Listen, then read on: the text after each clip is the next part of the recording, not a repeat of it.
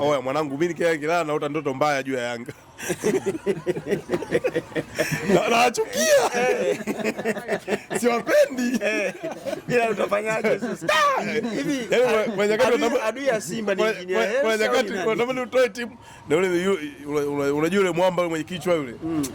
Yule bwana yule atuharibia mpaka wachezaji wetu yule. Namuona engineer. Yule ana approach kubwa sana yule jamaa yule.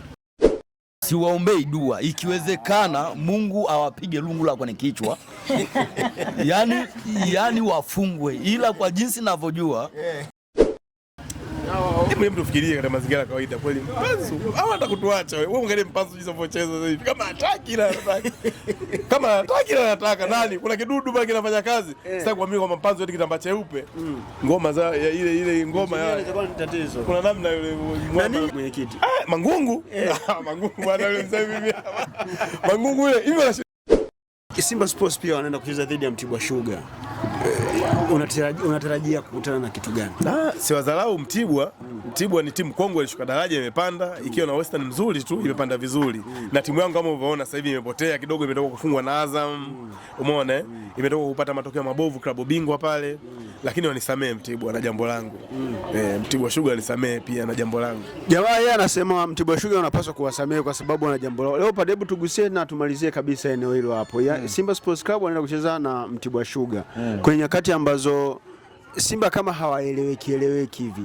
Mara kuna fulani anakuja, mara kuna fulani anaondoka, Jean Chazawa anatajwa anaondoka, Shamu Karabu anatajwa anaondoka, Dese Mukwala anatajwa anaondoka, lakini wanaotajwa kuingia bado hatujawafahamu. Lakini mmoja wapo ni Dickson Kibabage ambaye amewahi pia kuitumikia Mtibwa Sugar.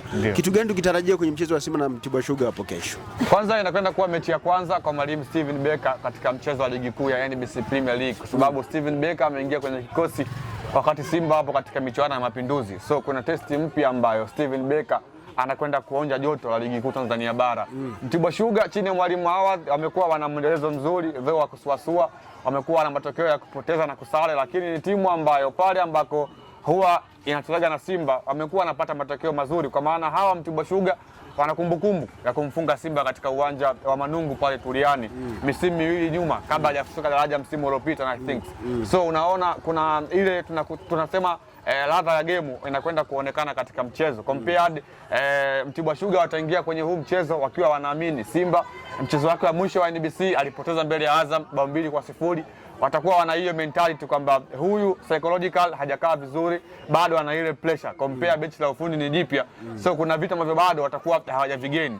Mtibwa Sugar ni timu kongwe Tanzania na imekuwa ina mafanikio kadhaa. Unapozungumza timu ambazo zimeshawahi kutoa taji hili la ligi kuu tangu miaka ya zamani, Mtibwa Sugar nayo pia ipo katika hiyo rekodi. Ukiweka pia na timu kama vile Coastal Union miaka ya zamani. So yeah, of course ni timu ambayo ina hiyo historia katika ligi kuu. Simba ameshawahi kupitia uchungu wa kufungwa na Mtibwa Sugar.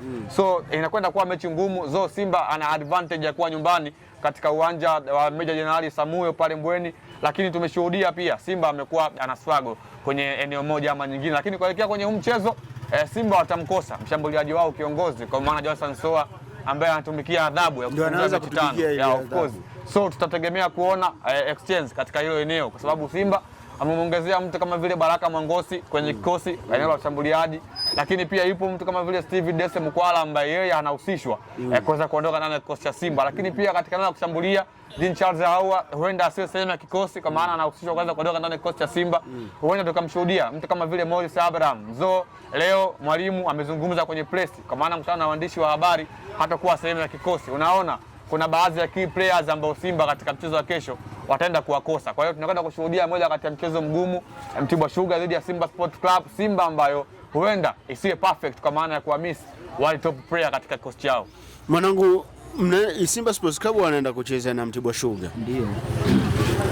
Sawa, Simba hauwapendi. Mtibwa Sugar bado wanajitafuta, hawajakaa vizuri. Wewe kata yako unaitupa kwa nani? Kulingana na madaraja ya vilabu hivyo viwili siwezi kusema Mtibwa anaweza akamfunga Simba. Hapana. Kwa hiyo siwaombei dua, ikiwezekana Mungu awapige lungu la kwenye kichwa. yani wafungwe, ila kwa jinsi ninavyojua Simba anaweza akapata matokeo, ila mimi dua yangu ninawapa Mtibwa Sugar. Dua yako unaomba dua Mtibwa wafunge Simba, ila japokuwa naona kama sielewi kwa nini huyu jamaa huwa hana dua nzuri kwa Simba.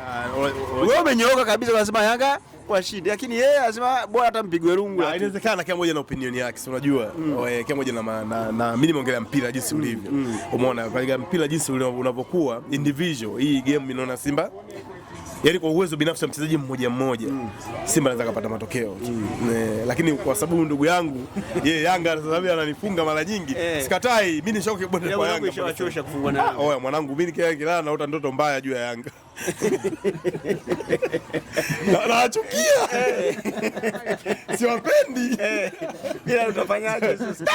Hivi adui ya Simba ni engineer. Kwa nyakati unatamani utoe timu na ule unajua yule mwamba mwenye kichwa yule. Yule bwana yule atuharibia mpaka wachezaji wetu yule, namuona yule ana approach kubwa sana yule jamaa yule. Hebu tufikirie katika mazingira ya kawaida kweli, Mpanzu au anataka kutuacha wewe? Ungelee Mpanzu jinsi anavyocheza sasa hivi, kama hataki na anataka, kama hataki na anataka nani? Kuna kidudu baki kinafanya kazi. Sitaki kuamini kwamba Mpanzu eti kitambaa cheupe, ngoma za ile ngoma ya itakuwa ni tatizo. Kuna namna yule muda si mrefu tunaingia kwenye uchaguzi mkuu. Unatamani nani awe rais wa Simba? Yaani mtu wa aina gani? Rais wa Simba? Mimi hata kibaki yule sio mbaya. Mzee Mangungu. Mwenyekiti rais, umesema rais mwenyekiti. Anamaanisha mwenyekiti. Mwenyekiti. Mangungu. Mangungu bwana yule mzee mimi. Mangungu yule, hivi anashindwaje yule? Anashindwa nini? Wasimo unajua sisi tofauti na Yanga. Yanga singekaa mpaka sasa hivi yule. Yule mzee, mngemkuta na mimi mitaloni ameshakula stiki za kutosha. Kwa sababu Simba pale sisi tuna moyo gani? Sisi kwa sababu tumeumbiwa uvumilivu mimi nadhani. Tumeenda kwenye mfumo wa kawaida, anatoka sasa hivi.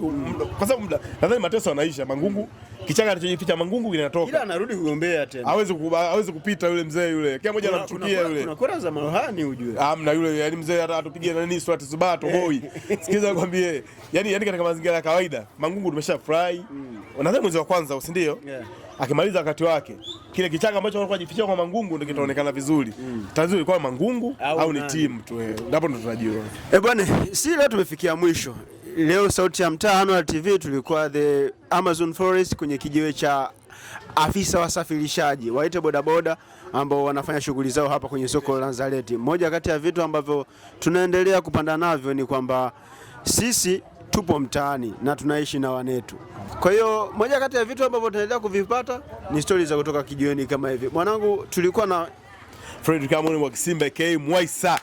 Tulikuwa na Fredrick Mwakisimba aka Mwaisa. Nasibu Ahmad aka dawa yao. Hivi hiyo dawa yao ni akina nani dawa yao? Dawa yao au madada? Bwana, noma mzee wangu, tutakutana siku nyingine.